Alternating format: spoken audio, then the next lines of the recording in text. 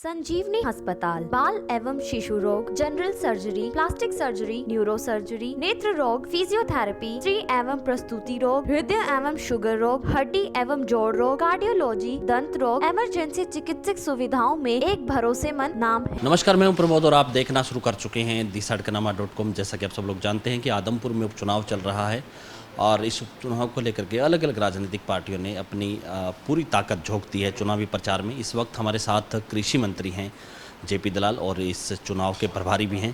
दलाल साहब, बहुत बहुत स्वागत है। धन्यवाद भाई। दलाल साहब, क्या कुछ कहना चाहेंगे, कैसे चल रहा है चुनाव प्रचार? अच्छा चल रहा है, जो हमारी उम्मीद थी उसी के अनुसार चल रहा है और जनता जो समर्थन भाजपा के कैंडिडेट हैं, गठबंधन के कैंडिडेट हैं, भाई भव्य बिश्नोई, उसको भारी समर्थन दे रही है और भारी बहुमत से जीतने की उनकी लोग बता रहे हैं। आज भूपेंद्र सिंह हुड्डा, उन्होंने भी, हालांकि पहले नामांकन के दौरान वो पहुंचे, आज उन्होंने भी कमान संभाल ली है। दीपेंद्र हुड्डा भी लगातार अलग अलग गाँव में जा रहे हैं और कह रहे हैं कि आदमपुर बदलेगा और उसके बाद हरियाणा में बदलाव आएगा। क्या कहना चाहेंगे? नहीं, मैं तो समझता हूँ कि बदलाव देश में आएगा और कांग्रेस में आ ही रहा है। हर रोज़ कांग्रेस घट रही है और ये सबको दिखाई देता है। एक वक्त था जब सारे देश में कांग्रेस का शासन होता था, फिर एक वक्त था कि जो 18 प्रदेश में था, 14 प्रदेश में था, अब 2 प्रदेश में इनकी सरकार रह गई है, जिसमें राजस्थान है, आपके पड़ोस का क्षेत्र है। लोग कह रहे हैं कि मौका जिस इंतजार में है कि चुनाव आए तो इससे भी मुक्ति पाएँ। एक छत्तीसगढ़ है, तो बदलाव तो कांग्रेस में आना शुरू हो गया है। अब जो मजबूर किया गया मीडिया के माध्यम से लोगों के अनुसार कि भाई एक परिवार का कब्जा था, हालांकि अब देखते हैं कि वो रिमोट से काम करते हैं, खड़गे जी, या इंडिपेंडेंट होकर काम उनको करने दिया जाता है, लेकिन बदलाव उधर से ही आना है। आदमपुर की जनता ने पिछले 50-60 साल से एक परिवार की तरह से भजनलाल परिवार का साथ दिया है और बहुत प्यार दिया है और उसी परिवार से जो भव्य बिश्नोई है, गठबंधन के उम्मीदवार, वो जनता की आवाज़ सुन करके कुलदीप बिश्नोई ने कांग्रेस को तिलांजलि दी, भाजपा ज्वाइन की और अब जो चुनाव लड़ रहे हैं, जनता बहुत उत्साहित है इस बात से। दलाल साहब, आदमपुर की हम बात करें, जो बालसमंद का आसपास का इलाका है, नहरी पानी के लिए काफ़ी वहाँ पे दिक्कत है, पानी को लेकर के वहाँ पे धरना भी चलता रहा। आप का जो क्षेत्र है लोहारू, जहाँ पे CM ने अंतिम छोर तक पानी पहुँचाया, रीमॉडलिंग को लेकर के भी आपके क्षेत्र में काफ़ी कामकाज हुआ। क्या आदमपुर में भी उस तरह की परिस्थितियाँ हो पाएंगी आगे? क्या कहना चाहिए? नहीं हो पाएंगी, नहीं हो चुकी हैं। देखिए, हरियाणा के अंदर अपना जल स्रोत नहीं है, ना हमारे यहाँ कोई रिजर्वायर है, ना हमारे यहाँ कोई प्राकृतिक संसाधन है। हमारे यहाँ पानी तो भाखड़ा का जो डैम है, या तो उससे आता है या प्राकृतिक रूप से जमुना में जब बारिश होती है, वहाँ पर कोई डैम नहीं है तो उससे पानी आता है। और सारा हरियाणा में पानी का संकट है। इसलिए हमने नीति बनाई थी कि धान को कम करो, 7,000 रुपये हमारे से ले लो, धान छोड़ के दूसरी खेती करें। हमने नीति बनाई कि भी इस पे आ जाइए, माइक्रो इरिगेशन पे 85% सब्सिडी हमारे से ले लीजिए। हमने पॉन्ड अथॉरिटी बनाई कि भी जो बारिश में तालाबों में पानी भरना होता है कि रिचार्जिंग हो जाए। हमने खेतों के अंदर तालाब खोदने की सब्सिडी दी 85%। तो हमारा ध्यान पूरा ये रहा कि किसी भी तरह से उपलब्ध पानी से किसान ज़्यादा खेती कर पाए, क्योंकि पानी का ख़त्म हो जाएगा तो कहाँ से पानी आएगा।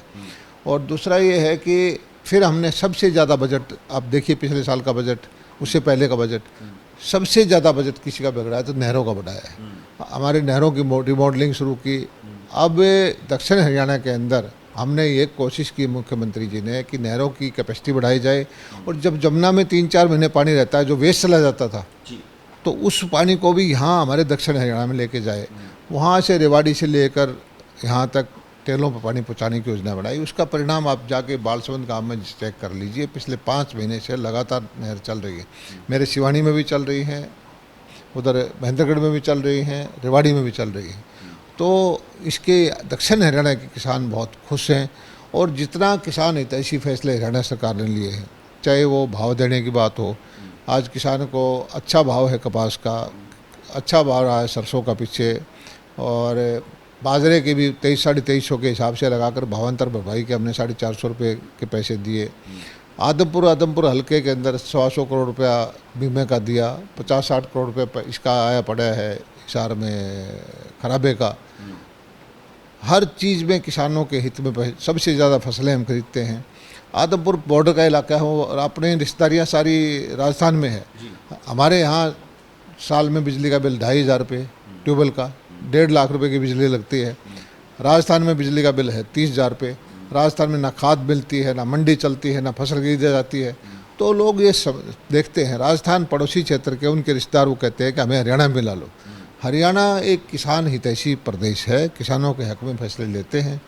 ये सच्चाई है कि किसानों के कंधे पर रख के बंजूत कुछ लोग कुर्सी हथियाना चाहते हैं, कुछ लोग परमानेंट धरने पर रहते हैं। उनका अपना कोई मकसद हो सकता है, लेकिन आम किसान से आप पूछोगे तो वो कहेगा कि हाँ, पिछले 5, 6, 7 साल में जब से मोदी जी आए हैं किसानों की तरफ ध्यान देना शुरू किया है।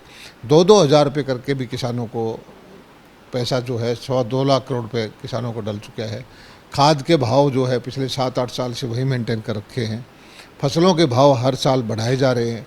प्रैक्टिकली जो दक्षिण हरियाणा का, तो हमारे यहाँ फसल क्या होती है, सरसों की, कपास की, पिछले 5, 6, 7 साल में दुगना भाव हो गया। सरसों भाव बिकती थी 2,500-3 हज़ार रुपये, आज 6-7 हज़ार रुपये बिकती है। कपास जो बिकती थी उससे दुगने भाव बिकती है। तो किसान की धीरे धीरे करके आर्थिक हालात सुधर रही है और सरकार उसको तरह तरह की नीतियाँ बना करके मदद कर रही है। और पानी की ज़रूरत जैसे आपने पूछा था, हरियाणा के किसान को बहुत ज़्यादा है, खासकर दक्षिण हरियाणा जो खारे पानी की ज़मीन है, इसको तो बहुत पानी चाहिए। डॉक्टर साहब, जिस तरह से नहरों की सीपेज रोकी जा रही है, सीसी नहरें बनाई जा रही है, माइक्रो इरिगेशन की आपने बात कही, लेकिन इसके साथ साथ SYL का एक बड़ा मुद्दा है, जिसमें पंजाब ने ये कह दिया कि हम पानी देने के लिए तैयार नहीं है, एक बूंद भी पानी नहीं दिया जाएगा। हालांकि आम आदमी पार्टी आदमपुर में भी कह रही है कि केंद्र सरकार इसको हस्तक्षेप करे।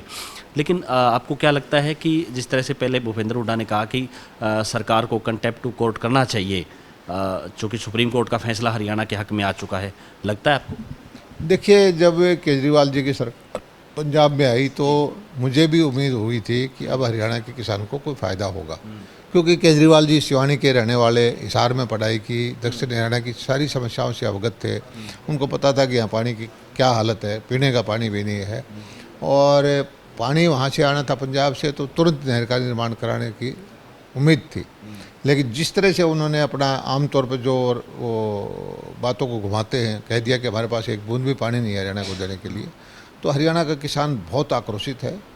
केजरीवाल जी के मैं दावे के साथ कहता हूं कि हरियाणा के अंदर पार्टी कभी पैदा ही नहीं हो पाएगी। जो रवैया उन्होंने दिखाया है पानी के मुद्दे पर, उससे किसान पूरे आदमपुर का तो छोड़िए, 90 के 90 क्षेत्र में हरियाणा में कोई एंट्री नहीं होने देगा। और कंटेम्प्ट ऑफ कोर्ट से पहले तो कंटेम्प्ट आदमपुर के आदमी करेंगे कि भाई तुम हमारे पानी को देने से मना कर रहे हो। जब सुप्रीम कोर्ट ने फैसला कर रखा है, नहर निर्माण का आदेश दे रखा है, नहर पंजाब में बननी है, बनानी पंजाब सरकार को है, पैसा हरियाणा देने को तैयार है, तो आप यहाँ आदमपुर में क्या कह के वोट मांगने आएंगे? बल्कि केजरीवाल जी तो भगवत मान जी को और साथ लेके आते हैं दिखाने के लिए कि देखो हम तगड़े हैं और आदमपुर के लोग कमज़ोर हैं, हम आपको पानी नहीं देंगे। डॉक्टर साहब, आपने बालसमंद में कहा 2-3 दिन पहले आपकी जनसभा थी शाम को, आपने कहा कि भव्य को जितना मार्जिन ज़्यादा बढ़ेगा और सरकार में साझेदारी होगी, और आपने ये भी कहा कि आदमपुर के पुराने दिन लौट पाएंगे, जो भजन लाल का जो स्वर्णिम दौर था वो लौट पाएगा। कहीं ना कहीं भव्य जीत के बाद मंत्रिमंडल में शामिल किया जा सकता है आपने? देखिए, ये तो पार्टी का काम है या मुख्यमंत्री का, मेरा काम नहीं है। लेकिन ये सही है कि आदमपुर हल्का चौधरी भजन लाल जी के टाइम में पूरे हरियाणा में इसका डंका बजता था। यहाँ के बारे में चर्चा होती थी कि विकास देखना है, काम देखना, आदमपुर देखो। लोग एक परिवार की तरह से काम करते थे और मनोहर लाल जी की भी पूरी कृपा है भोवे पे, और उनका मुझे लगता है जो स्नेह है वो काम जो आदमपुर के लोगों के काम आएगा। दुष्यंत को पोस्टर में तो शामिल कर लिया गया है, लेकिन चुनाव में शामिल नहीं हो पाए। ये तो अभी तो आप ये भी कह सकते हो कि हमारे आधे से ज़्यादा MP भी नहीं आए हैं, हमारे मुख्यमंत्री भी नहीं आए हैं, तो चुनाव में सभी आएंगे। ये मुद्दे ढूंढने की कोशिश करते हैं। आजकल मीडिया के हमारे बंधु हैं, वो भी कुछ ना कुछ तो ढूंढ ही लेते हैं।